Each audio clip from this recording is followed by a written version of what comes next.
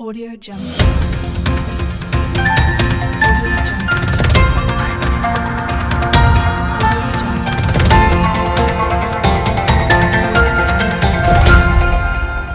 Audio Jungle. નમસ્કાર, Saurashtra vision ન્યૂઝમાં હું એન્કર દેવ્યાની આપનું સ્વાગત કરું છું. ચાલો જોઈએ આજના સમાચાર. પુરુષોત્તમ રૂપાલાને લઈને પોરબંદર લોકસભા મત વિસ્તારના ઉમેદવાર અને રાજકોટ જિલ્લા કોંગ્રેસ પ્રમુખ લલિત વસોયાએ આપ્યું નિવેદન. ક્ષત્રિય સમાજનો અવાજ દબાવવા ભાજપનો કોંગ્રેસ પર ખોટો આરોપ.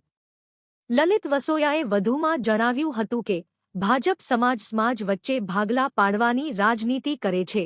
પરસોત્તમ રૂપાલા ઇરાદાપૂર્વક ક્ષત્રિય સમાજનું અપમાન કર્યું. પ્રશાંત કોરાટના આરોપ પર લલિત વસોયાનો પલટવાર.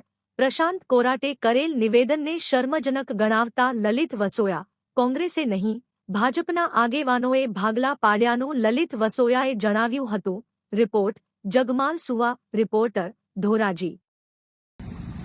ગુજરાત પ્રદેશ ભારતીય જનતા પાર્ટી યુવા મોરચાના પ્રમુખે આજે બરોડાની અંદર જે સ્ટેટમેન્ટ કર્યું છે એ શરમજનક સ્ટેટમેન્ટ છે.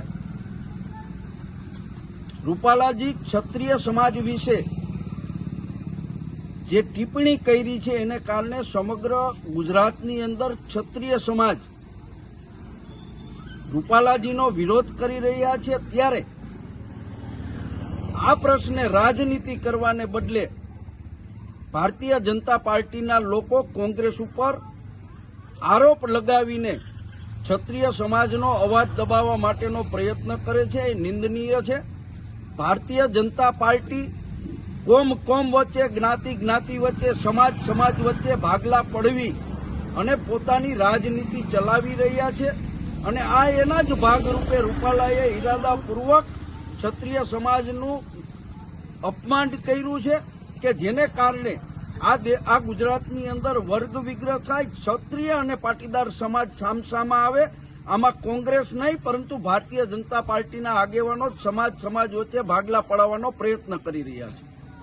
જીવનને સારું અને ભવ્ય જીવવા માટે ફક્ત રૂપિયાની જરૂર નથી. જો તમારી અંદર કલા અને કૌશલ્ય હશે તો તમે બધું જ મળી જશે.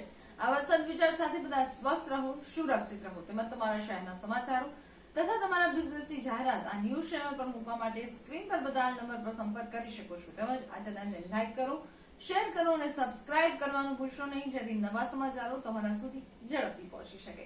હવે સમય થયો છે વિદાયનો. નવા સમાચારો સાથે ફરી મળીએ. નમસ્કાર.